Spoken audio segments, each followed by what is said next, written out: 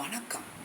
அனைத்து உறவுகளுக்கும் எனது இனிய காலை வணக்கத்தை தெரிவித்துக் கொள்கிறேன். உங்களிடத்தில் ஒரு சிறு சோதிட குறிப்பை பகிர்ந்து கொள்ள வருகிறேன். அதாவது, நாம் இப்பொழுது சனி பகவானை பற்றி பார்ப்போம். சனி பகவான் தான் தொழில்காரகன், சனி பகவான் தான் ஆயுள்காரகன், சனி பகவான் தான் கர்மஸ்தானத்தினுடைய அதிபதி. நாம் செய்த கர்ம வினைகளுக்கு ஏற்ப நல்ல பலன்களையும் கெடு பலன்களையும் கொடுக்கக்கூடிய ஒரு சனி பகவான் தான். அப்படிப்பட்ட சனி பகவான் ஒரு ஜாதகத்தில் வக்கரமாக இருந்து விட்டார், நீசமாக இருந்து விட்டார், லக்னத்திற்கு 3, 6, 8, 12 ஆகியவர்களில் மறைந்து விட்டார் என்றவுடன் நாம் இனி தொழில் செய்ய முடியாதா, சுய தொழில் செய்ய வாய்ப்பில்லையா, தொழில் சிறப்படையாதா என்றால் நாம் எண்ணிவிட வேண்டாம்.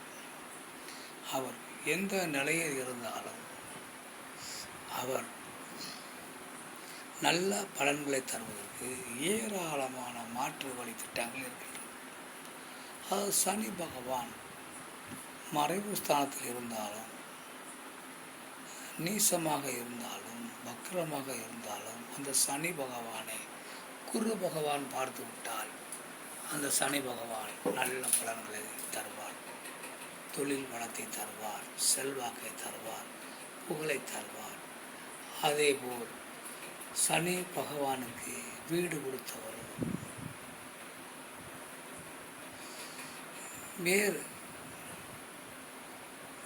வீட்டில் அல்லது சனி பகவானோடு சேர்ந்து இருந்து அவர் ஆட்சி உச்சம் இந்த நிலையில் இருந்தாலும் அந்த ஜாதகர் நல்ல தொழில் செய்து சிறப்படைவார்.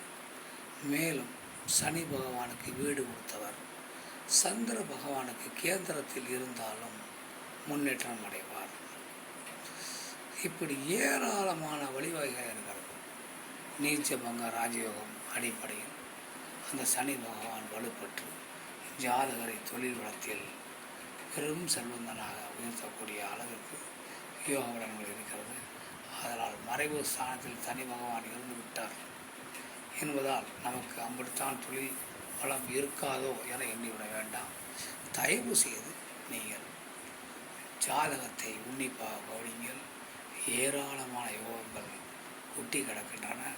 உழைப்பை தளரவிடாதீர்கள், தொடர்ந்து உழைத்து கொண்டிருங்கள். வெற்றி என்பது நம்மை தேடி வரும்.